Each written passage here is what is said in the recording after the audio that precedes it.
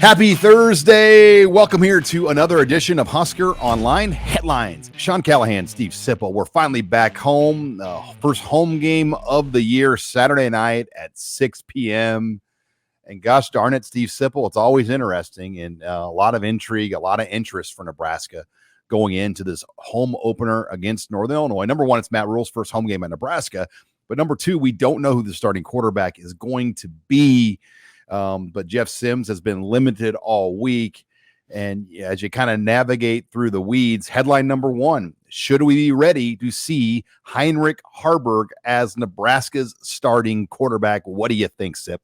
Well, yeah, I think we should be ready to see him. Now, Matt Rule did say today that Jeff Sims, who hurt an ankle with 9:21 left against Colorado, 9:21 left in the game against Colorado, is progressing and could play. But what do you think, Sean? You're hearing things. Yeah, I think they've been getting Haarberg ready all week, and that's the key. I mean, how much has Sims really repped? My read is not much. I mean, he's been able to do, quote, some things, but I just have the sense they've been getting Haarberg ready.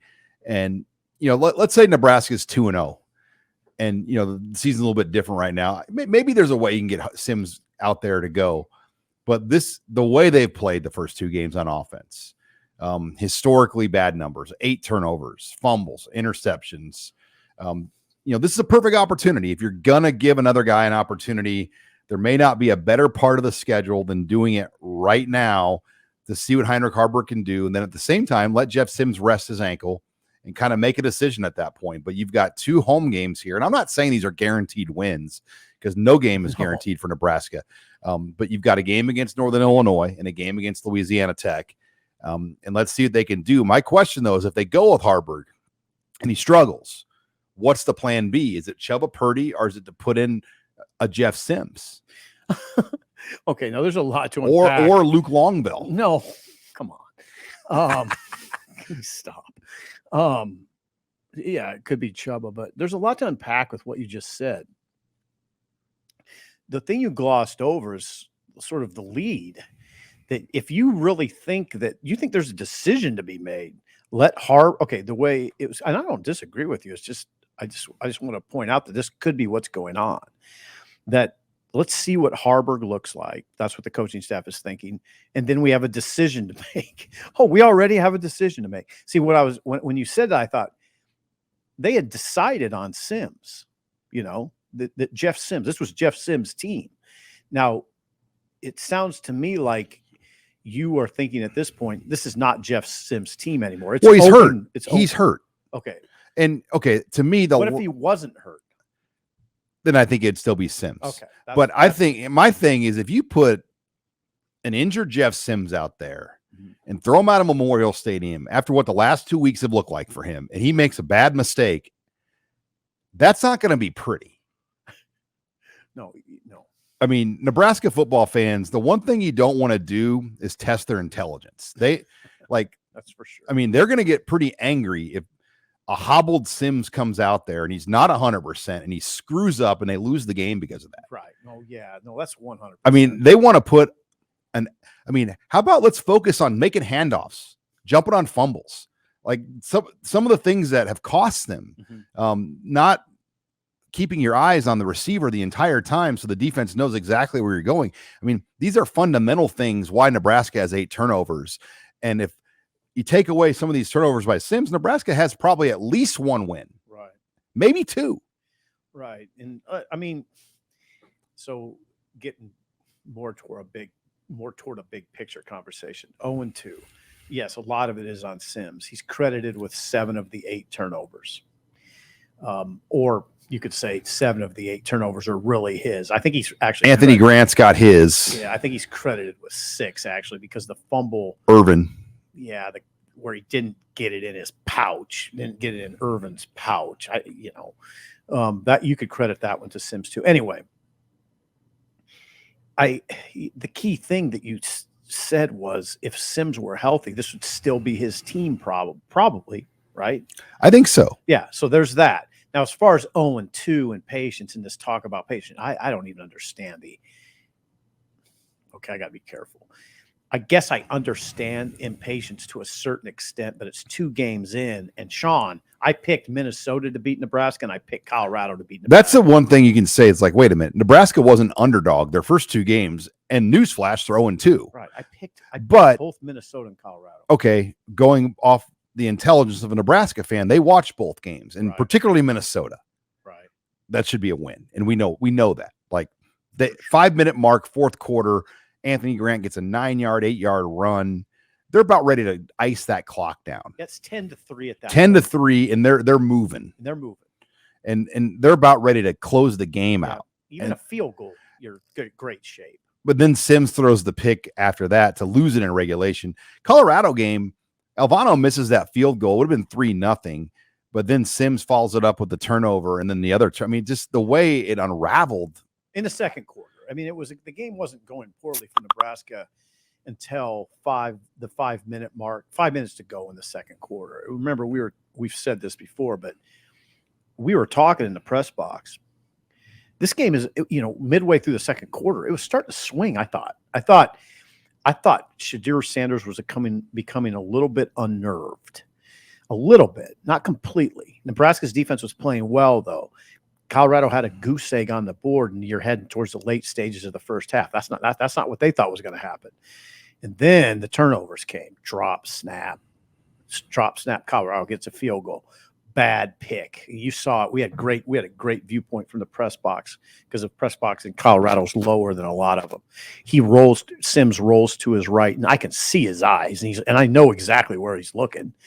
And boom, he telegraphs it, and the defensive back makes a pretty easy play.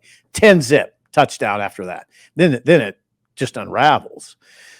So it's unfortunate the way it's transpired. And again, winding back to the quarterback, a lot of it is on Sims. All right, before we get now to headline number 2, the show and segment brought to you by CHI Health.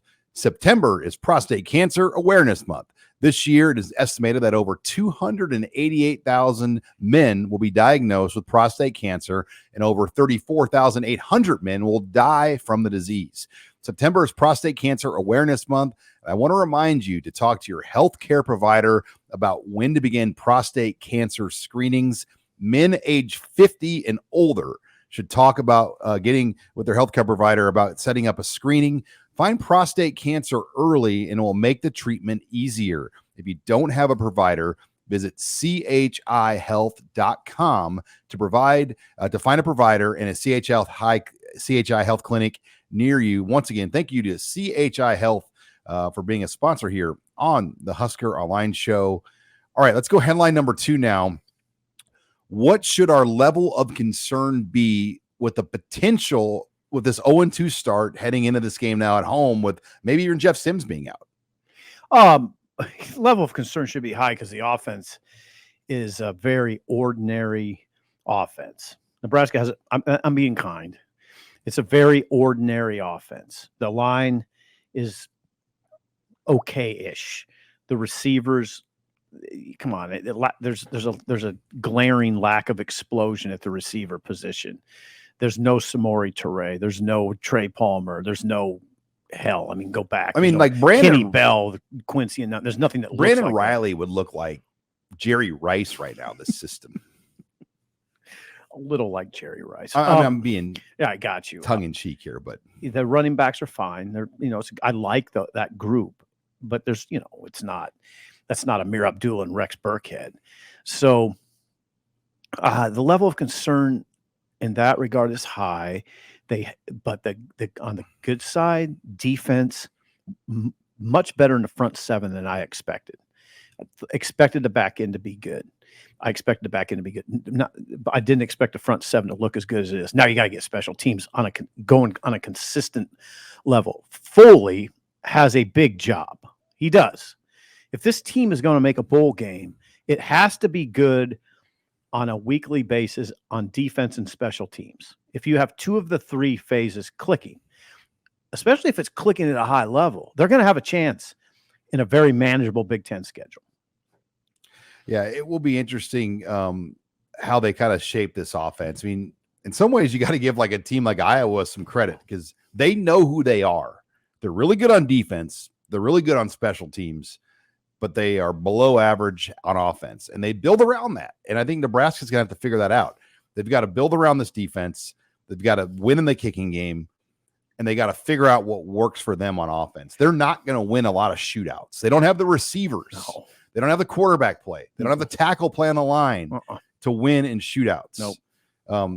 40-plus yard plays are few and far between for this unit. We've seen some nice 25, 30-ish yard type runs, but you're not going to see a lot of big 40, 50-yard plays from this offense. No, I think Rule would say we can be a better offense than Iowa. Iowa hasn't run the ball well for a long time. Not really well. They're not last year.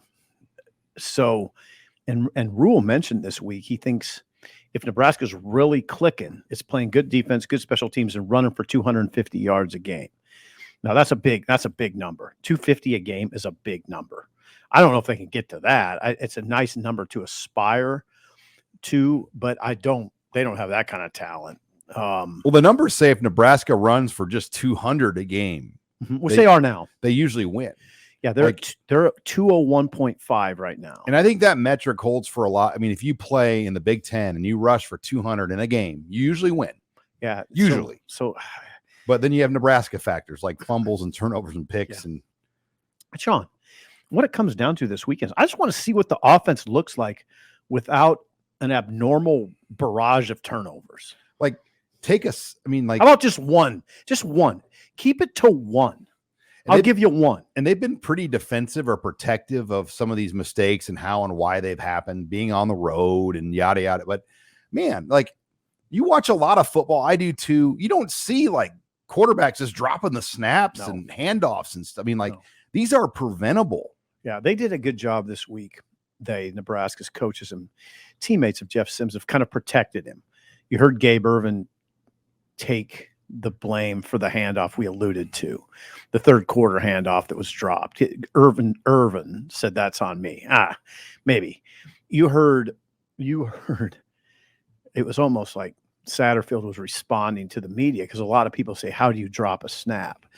And Satterfield turned that around and said, hey, it's not as easy as you think. And, he alluded to the noise factor and the cadence and timing, all those things, which come off, frankly, as excuses. I've said it before this week. I'll say it again.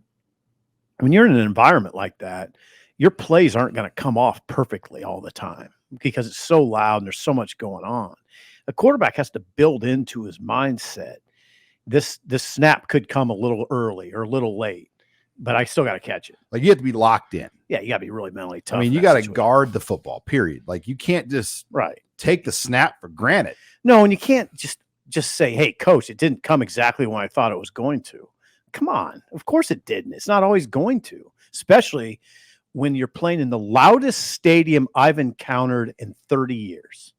That was I've never seen. Yeah. I would put 02 Penn State in 2010 A&M up there. Yeah, they're up there too. And Autzen. A&M 10. Yeah, it was loud. Because it's a coordinated cheering effort there. Good point. That was the game where Martinez got his foot stepped on by Caputo on a snap issue. Yeah. Here's the thing. We're up in the sky, literally. It's like you're 30,000 feet. The window was open in the box, though. It was? At Colorado. At Colorado. It wasn't at Kyle Field. No, but we could hear. That made it a little louder. So usually we're enclosed with a window. Colorado had the windows open, which I prefer, honestly. Yeah, it was sustained noise there from the moment we got to the stadium at, 7:30, 7:45, till the end of the game. It was sustained noise. Ridiculous. But anyway, yeah, maybe Sims just wasn't equipped for that.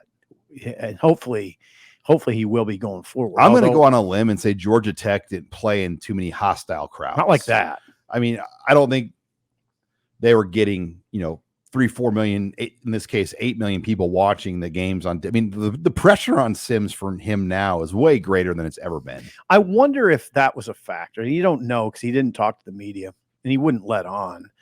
But I wondered about that in the pregame when it was so loud and so intense and so kind of weird there. It's kind of weird in Boulder.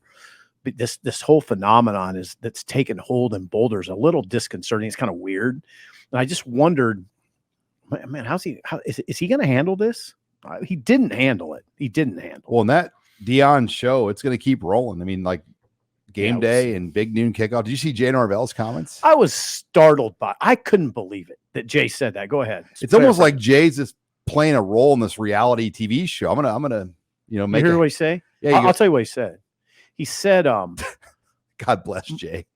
This was really out of character for Jay to say this. He said, my parents taught me that when I talk to adults, I took off my hat and my sunglasses. That's now Shedeur Sanders was talking about this sort of contrived personal shot that Rule took. Well, he was being contrived, insane that Rule took a personal shot at his dad. That by Jay Norvell was a personal shot. Can you imagine if Rule or Frost said that? No, I can't imagine it. It would be the hatred. Crisis. Yeah, crisis. Yeah, crisis. Because what you saw in Boulder was nuts. The hatred that flows from Colorado toward Nebraska is crazy over the top. It is bizarre, like how bad Coloradoans hate Nebraska. I don't understand. It's like we were at war. It's like the Middle East. It's serious. Yeah. I don't think it really flows that intensely from the Nebraska side. That's my read. No, somebody I know went, and nicest couple you could ever meet, my age. Mm-hmm. Her husband left his wallet or lost it in the game, and he got it back after the game. Had to go to Lost and Found, but they were waiting around, and 6 of them were waiting to get the wallet back, and they got mother effed so bad. It was and these are just like middle-aged families with kids that are young. it's not only it's embarrassing. I would be embarrassed if I was a part of that. I would.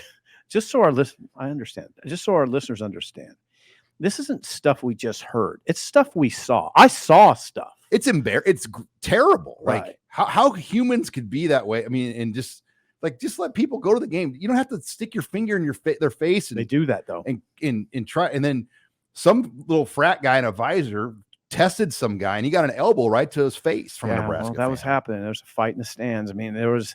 I said on the radio show, our radio show, HuskerOnline radio show earlier this week, I was just sitting there.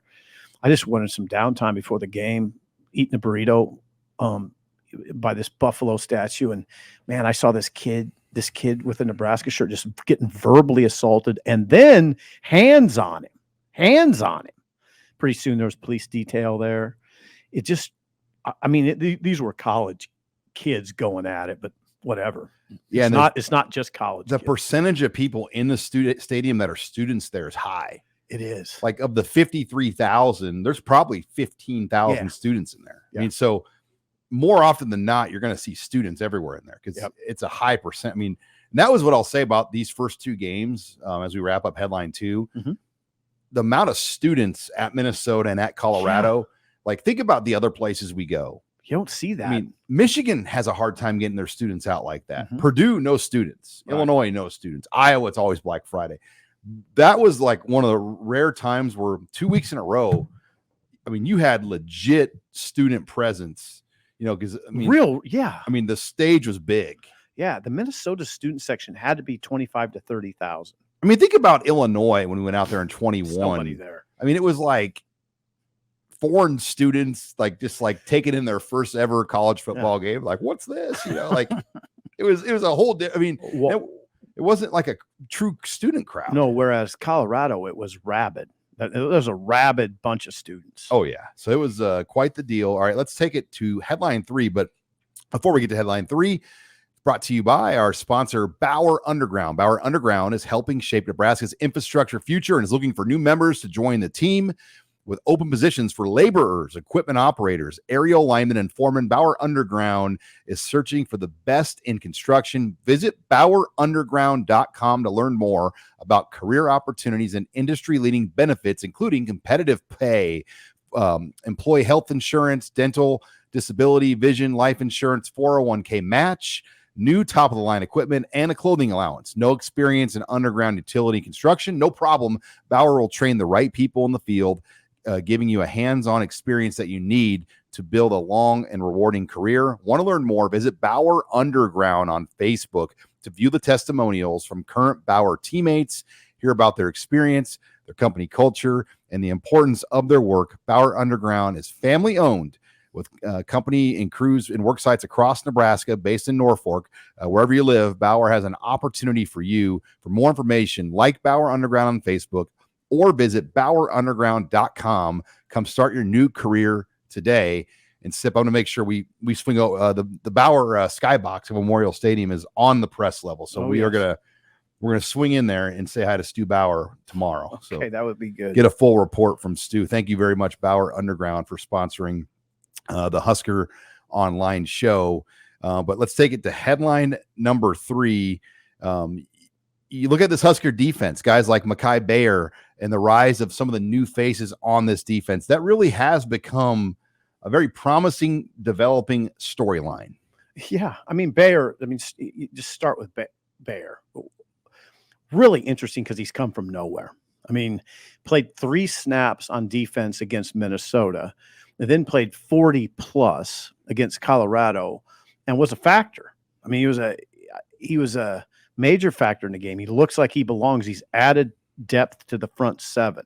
When I say the front 7's better than I thought it was, he's one of the reasons. He's just one of the reasons. He didn't play. This is a player I hope people understand. Mekhi Bayer came to Nebraska hurt. He came with he had a wicked knee injury in high school in New Jersey. I don't even think he could have played in 2021 if he wanted to. Then 2022, he didn't play again. He went 2 seasons without playing at all. So now he's coming into his own. He made a big impression against Minnesota on special teams. On one kickoff, he blew up 2 or 3 blockers and went down and made the tackle.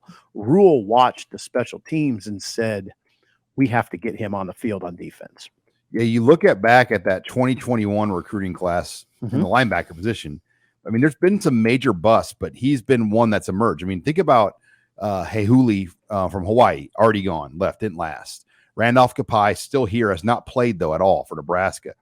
Bayer has been the guy that's emerged, but then Seth Malcolm, already done, linebacker on that 2021. And then Chris Kolarovic was a guy they brought in as a transfer. But they brought in 4 linebackers that year, and Bayer is the only one that's kind of come out of that pack, and 2 of them have already left the program. So he's, I would say, fortified those. I look at the weak side linebacker, with a Will and the Mike is kind of the same. It's kind of the same group of guys. It's headed up by Luke Reimer. Then there's Nick Henrich and John Bullock, and now there's Mekhi Bayer, and then Javin Wright's kind of the 5th guy. Yeah, and Javin Wright. That's a good group. But yeah, you look at Henrich. He came on. He's moving better than I've ever seen him coming off knee surgery. There was a play where he read screen, like he kind of came in and he sensed screen, and then he backed up and shut it down. I mean, he's got natural instincts that veteran players have. Yeah, and I'm sort of amazed by how well he's moving. He came free on one of those plays when he got to the quarterback, which you could have got to the quarterback in that circumstance. But he is playing. He's moving well. Reimer's playing well. Reimer and Bullock are the best blitzers on the team. Those Bullock guys blitzes with I like how he's got some authority to him, the way he comes in there. Yeah, and Reimer always has. Reimer's just a kind of a bullet. So yeah, the front 7 has been something that's surprised me a little bit. I knew they were going to be good in the back end, and I wondered about the front 7's depth of big bodies. That hasn't been an issue. They're so active. You have a guy like I was a little skeptical. Could Cam Lemhart really be this big of a factor as a freshman, as a true freshman? Well, yeah, he doesn't. First of all, he doesn't seem like a freshman, and he is going to keep being a factor. So, and I still think Princewell, man, I know Princewell hasn't made plays. It's not like he's jumping off the chart that way, but man, he's an aggressive defender. Well, in Lenhart, I don't look as, coming from IMG Academy, he played really high level ball. Almost like JUCO, like college level ball in high schools last year. And they travel and all that. He's mentally ahead. And then in New Jersey, he played for a really good program, Don Bosco, before So he's played high level ball for a long time. Mm-hmm. For whatever reason, he just, I don't want to say slipped to Nebraska, but Penn State and Michigan State were the other teams on him. And Nebraska was able to win that out. It's a great win. It's a great win. Then, you saw Riley Van Poppel materialize in the critical parts of the game against Colorado inside and held up really well. I think he held up well. I'm not a defensive line coach, but he looked pretty good. Do you remember his dad as a baseball player? Yeah, I do remember his dad a little bit. So my mom, God bless her, she brought over my old baseball cards to Holy Ghost. She moved to a new house, and she gave me this laundry basket full of my old baseball card. I found a Todd Van Poppel rookie card. Really? Yeah. Yeah, I kind of remember. I had stopped following baseball closely. He played for the A's back then. Yeah. Okay. I definitely remember the name. But okay, so he's a guy. Nash Hutmacher has taken his game to another level. What I'll say is T. Knighton, your boy, has developed him. Yeah. Well, that's what you're looking for. Like he's done a very good job of developing. I mean, that's the guy. If you're like looking at coaches that have done a good job developing, he's done a great job. Well, he has, but it's not just him, because we just talked about those linebackers. Tony White. Yeah. Well, no, and Dvorak has obviously done a good job, because Bullock had to be developed. John Bullock had to be developed. Bayer had to be developed. Javin Wright had to be developed. So that's what this program, I mean, I haven't talked about this until right now, but that's what this program has got to be. It's got to be like Michigan State. When Michigan State under D'Antonio comes to mind, that was a developmental program. They weren't loaded down with 4 and 5 star players when they were winning big with D'Antonio. They developed players very well. The key is it has to happen right now, because if you wait too long, like when you're like Frost or Riley or Pelini, and you're fighting for your job every week, developing guys for the future is the last of your priorities. Yeah. Saving your paycheck is your first priority. Yeah. And I think the pressure of like last year, developing Bayer was not a priority. Mm-hmm. Like those guys were trying to save their jobs. Save their damn job, yeah. I mean, they were trying to beat Minnesota and Wisconsin, and they almost did. You know what became a priority? Going into the portal, trying to save it that way. Yeah. We're just going to bring all these guys in year 4. And hope we can save it that way. That was a lot of it. No, you're right. Devin Drew, Stefan Wynn. Yeah. I mean, they just kind of had these Rena players come in for a year. Tried to patch it up. That is not the answer. No, this is a good conversation. That's not what Rule is trying to do. Is the exact opposite. I'm going to build with younger players. There's going to be a solid foundation, and then we'll plug in portal players. You need some. You can't be Dabo Sweeney on the portal. No, I'm not suggesting that, but I think if you build a solid foundation, then you're just plugging where you need, which the big program, I mean, the programs are really rolling. They do that. Alabama goes and has to find guys in the portal for certain positions. So that's what you hope happens. All right, let's, before we get to headline number four, brought to you by Caldera Lab. I read something pretty funny the other day, Sip. Welcome to your mid-40s, where people that you went to high school with look like they're in their 30s or their 80s. God. In a good way to make sure you look like the younger end of that is take care of your face. Caldera Lab. It's a great product. Brush your teeth every day. Your face is just as important. And it's a 2-3 step process every morning. And when you go to bed, it takes minutes. Wash your face, put on the cream after you get out of the shower. They got the eye gel you put on your eyes. It's got a 94% rate of showing overall younger appearances. And I've been using it for a few months, and I really, really like the product. We've got a great deal, and they'll give you a packet of all these different products you can use, some in the morning, some at night. And like I said, it just takes minutes to do it. Take care of your face. We got a great deal with HuskerOnline and Caldera Lab right now where you can get 20% off. Just visit calderalab.com and use the code Husker to get 20% off. That's calderalab.com, code Husker, to receive that 20% discount. You don't want to go back to your reunion, Sipple, and look like the 80-year-old guy when you're 45. It might be too late for me, but I give this stuff a try, Sean. All right, let's take it on to headline number 4. Northern Illinois will not be intimidated by Nebraska. We know that because they've already come in here and won with a different head coach. Now, Thomas Hammock's already coached a game in here before against Scott Frost. That was the game, if you remember, I want to say Maurice Washington ran wild in that game. Okay. Yeah, I don't remember it totally. Northern Illinois will come in here. Sort of an interesting story. I was researching Rocky Lombardi today, and if you note in the Northern Illinois in their media section on their website, I just wanted to see when he was born. Curiously, very curiously to me, they list his birthday, which I believe is July 30th or July 28th, but they don't list a year. I think that was omitted on purpose. I don't know why. Maybe Rocky didn't want the fact he's 25. He was born in 1998. You figured it out? Yeah, I went back to Michigan State. Yeah, I just pulled up his Michigan State, July 30th, 1998. Yeah, so he's 25. But if you look at the Northern Illinois, so he's older than Garrett McGuire. Yeah, he's older than Garrett McGuire. God Almighty. I think they pulled it out of the Northern Illinois. Why would a year not be in there? It just says July 30th. And he's a tough kid. I mean, I know you like him. You make him out. He was a state champ wrestler in Iowa. Well, he completed 47% of his passes at Michigan State, so he kind of threw it like a wrestler too.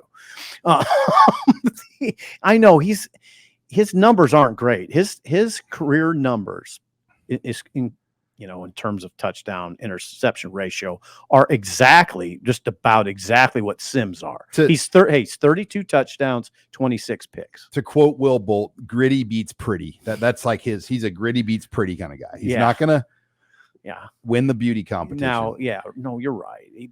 But he is a tough kid. They do run a very they use a lot of formations.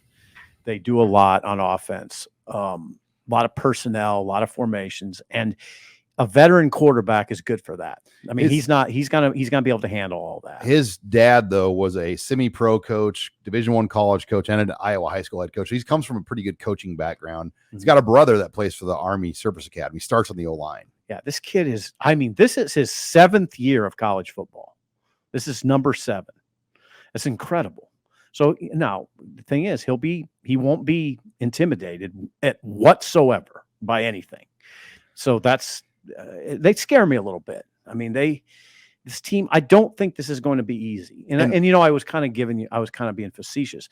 He's one reason why I don't think it will be easy. He'll keep coming, that.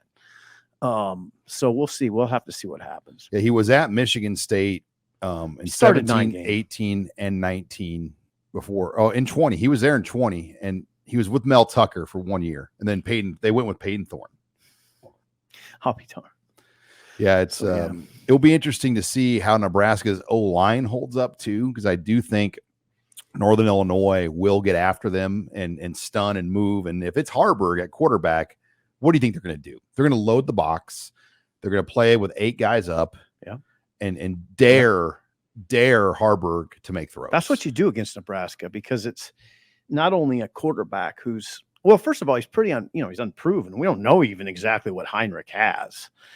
I mean, we saw him against Colorado in garbage time, but we really don't know what we're going to see here, especially if it gets hot. If it's a game in the fourth quarter, what's that going to look like? Yeah, could this be Troy 2018 all over again? Right. I mean, I'm entering this game, or let's just put it this way: if I were a Nebraska fan in the stands, I'd enter the stadium with a degree of trepidation. I mean, I'm nervous. Knowing the situation of how they've played on offense, knowing Sims probably out, right? Knowing the spread's only 10.5. Mm-hmm. I mean, that's razor low for a game like this. It is. Now, and back to Heinrich, Sean, I'm not judging him one way or the other right now. How could I? I just want to see what it looks like. I'm really interested. And what you said is 100% accurate. They're going to stack the box. It's going to be hard to just line up and run it at them. They're going to have to kind of pass to set up the run. And can they do that? Because it's not just a quarterback who you wonder about his accuracy. It's that old story it's becoming, we're beating a dead horse almost at this point, 3 games in, is they just don't have much at receiver. It's not to dog those guys they got. I like it when they, the starting lineup, when they have Kemp and Bullock and Washington, that's all right. It's satisfactory. Now, Washington looks a little slow to me right now, though. Like he's not all the way back.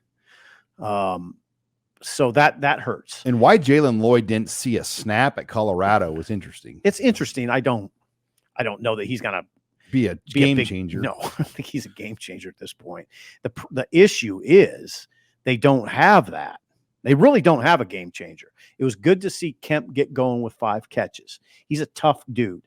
He's just what you thought. He'll catch an underneath route, break a tackle, and get some yards. Like, can he get you a 3rd and 6 catch? That's the key. That's the key. Now, here's a stat of Northern Illinois. They're only giving up 104 rushing yards a game. Yeah. And the most any individual the last 2 weeks has had on them is 67 yards rushing. Mm-hmm. Now, it's Boston College's quarterback. So, by the way, thank you, Sugarland, for that number. Sugarland is incredible. He's a part of our unofficial stats research team. He's incredible, the stuff he comes up with. I'm not joking.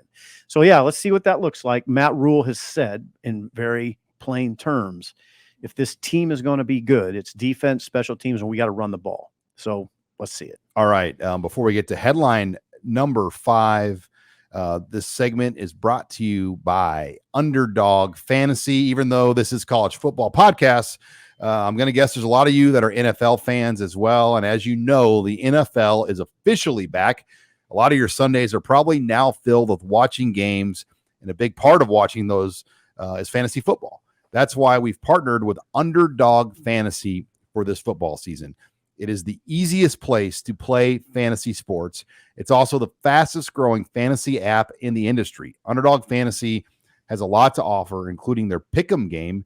In the Pick'em game, you pick whether your favorite players will have a higher or lower stat total in this week's game for a chance to win big. It's so easy. You just pick stats for maybe 2 or 5 of your favorite players and then choose whether they're going to go higher or lower. So if you're watching Bengals, you can say Joe Burrow, Jamar Chase, Joe Mixon, over-unders on those guys, and be real specific. It's a very easy way to watch games, get engaged. You can win up to 20 times your money if you go 5 for 5 on over-under picks.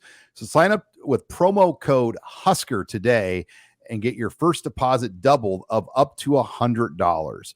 Visit UnderdogFantasy.com or find them in the App Store. And don't forget to register with my promo code Husker to get your first deposit of $100 doubled. You must be 18 or older to play and be present in a state where Underdog Fantasy operates. Terms apply. Concerned with your play, call 1-800-522-4700 or visit ncpgambling.org. Thank you again to Underdog Fantasy, a proud sponsor here of the Husker Online Show. All right, final headline, Steve Sipple. It's a down year for the Big Ten West. Yeah, it is. I mean, let's just put the lipstick on the pig right now because it's not pretty. I mean, Wisconsin gets beat at Washington State. They did not look good. We know Nebraska. Purdue gets a nice win at Virginia Tech. It did. They play Syracuse this week. That's going to be a game to watch. Iowa is probably the best team in the West today. Yep. Illinois got stomped by your boy Lance Leipold and those Kansas Jayhawks. Mm-hmm. When you look at the Northwestern, I mean, when you get into that deal there, I mean, it's a real match. And Minnesota, I mean, Minnesota's undefeated. So they're in this race, but they play at North Carolina this week. Yeah, start with that. I mean, that game's going to tell you a lot. It's going to tell you a lot. In fact, if Minnesota would go beat North Carolina, then they're the favorites. Then they're the favorite. Well, they play Michigan and Ohio State, though, and Michigan State. So yeah, it's trouble. They have in this final year of the West, you got to look at the crossovers. And Iowa, Nebraska, and Wisconsin only play one of the big 3. That's big. And Minnesota plays 2 of them. Yeah, that's big. And it just kind of Nebraska had that schedule, and that schedule got coaches fired at Nebraska. When you play multiple big 3 members with your division and you lose your non-conference games, you get fired. Yeah, Illinois is. I mean, I know a little bit about Illinois because I watched the entire game against Toledo. And I watched some of the game against Kansas. Surprising to me that they're not better. They're really pedestrian on offense. Very pedestrian on offense. Their D line is still pretty good, but I was struck by the fact that Kansas was the more physical team than Illinois. Kansas, Sean, let that sink in. Kansas had 2 rushers. Well, one went for 120, one went for 98. So 2 100-yard rushers against Illinois, 6 sacks against Illinois. Kansas, more physical than a Brett Bielema team. I got to think that game for Leipold is a little personal too, because He was a finalist for that Illinois job, and they went with Bielema over him. Absolutely a finalist for it. And, like he's absolutely a finalist for it. He's a finalist for the Nebraska job. And you got to think, and Lance has dealt with that his whole career. I mean, he's battled and battled, but he's always won. Remember? Yeah. And you got to think if Michigan State, if that officially opens, he'd be one of the first calls they make. Well, I saw him on a CBS Sports hot board. It was the top three were Lance Leipold 1, Chris Kleiman 2, and Pat Narduzzi 3. Mark Stoops 4, by the way. I think Mark Stoops, I don't think Stoops would leave for the Michigan State job. No. I think Lance, on the other hand, I think if I were a Kansas fan, I'd be a little concerned about that. Lance is a Jefferson, Wisconsin guy. He's a Big Ten guy. He is exactly what Michigan State would be looking for in that developmental coach. He's not trying to chase 5 stars. No, nor did D'Antonio. And he'd probably work up there. And it would be, I would say, a step up, right? You're going to the Big Ten money. You're going right into that Big Ten wealth. Right? Well, if Farron's ever moved on from Iowa, I would think Lance is a candidate there, but Kleiman's probably the first call to Iowa. Yeah, I just wonder if you can pry Kleiman out of Kansas State. Well, right? That's what I wonder. I think it's easier to pry Lance Leipold out of Lawrence than it is to pry Chris Kleiman out of Manhattan. Now, doesn't Iowa have an interim AD? I don't even know about that. Yeah, she's the interim AD there. But Gene Taylor was the former deputy AD of Iowa, so maybe Gene Taylor gets the Iowa AD job. Then the conversation would shift. But Kleiman strikes me as a guy that isn't going to just go take jobs. He's extremely loyal to Gene Taylor. Yeah, he's extremely loyal to Gene Taylor. And I think he's just kind of an extremely loyal guy. He doesn't strike me as a paycheck chaser. Or he's a really like good coach. Yeah, yeah, for sure. I think they're going to thump Missouri this weekend. Thump? Really? Yeah. Okay. I'm not. They have a good team. I'm not taking you on. I don't know what Missouri has. I know this. Kansas State has their entire offensive line back. And they're ranked like 15th or 16th. Missouri's not close to being ranked. Hey, the SEC is kind of down this year. Other than Georgia, by the way, who doesn't play anybody till like later in the year.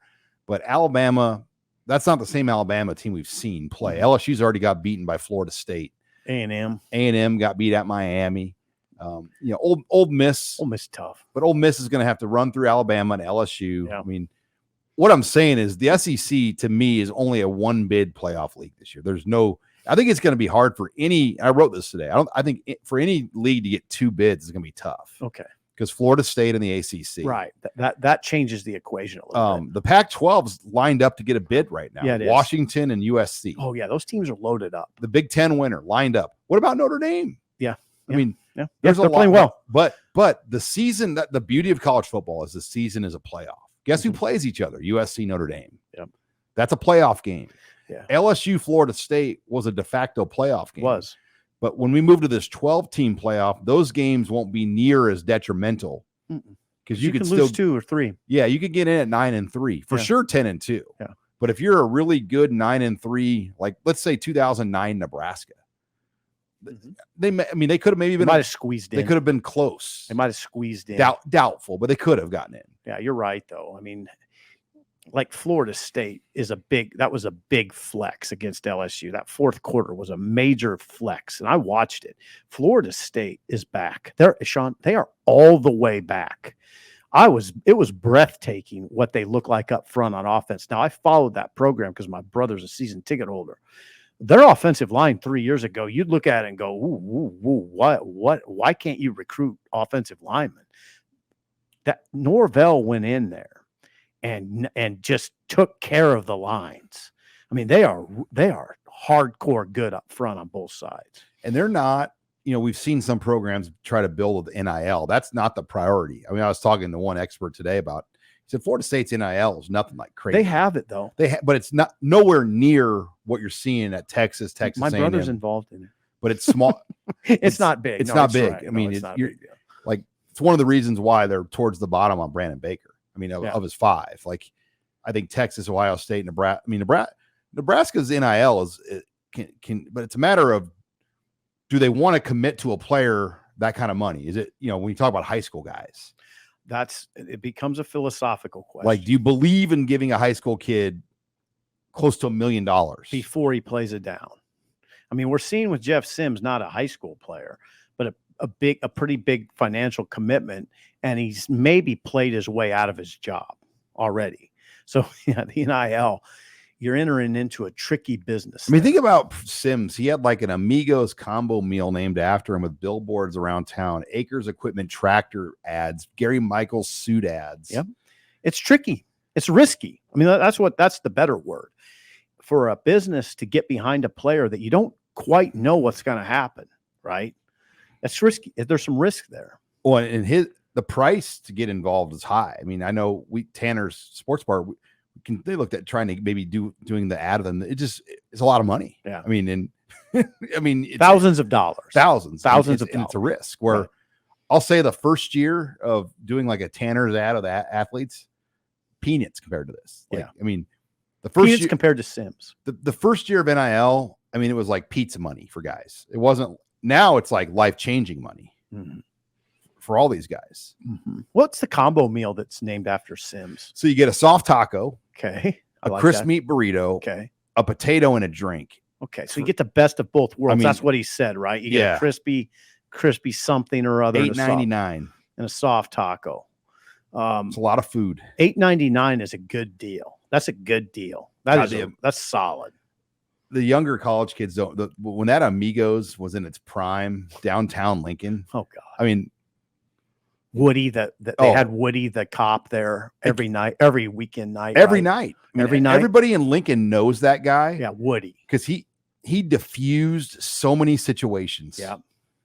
2 a.m. situations. He was like, remember on Jerry Springer, there was that guy named Steve, like the security guy on Jerry. That was Woody at Amigos. Because you would have like, I'm a little startled right now that you're a big Jerry Springer guy. Well, I wouldn't have known. Woody diffused, like situation. But I mean, Jerry. You'd get like a late night Amigos crowd. You'd get like a street crowd mixed with like college frat crowd, and I mean it could get toxic. It could get rough. Yeah, it could boil over pretty quickly. It was also a lot of fun though. Yeah. But yeah, the new generation, the Amigo, it must not have worked for those kids because it's closed. They don't even have a downtown location. But yeah, that's unfortunate. When I moved to Lincoln in '99, like I just remember like that was like where you went. Sure. At the end of the night. Yeah. I can kind of remember. Lazari's Pizza was too. I mean, and Lazari's has gone downtown as well. Is it? Are you sure about that? Yeah. Oh, yeah. I'm very sure about that. Okay.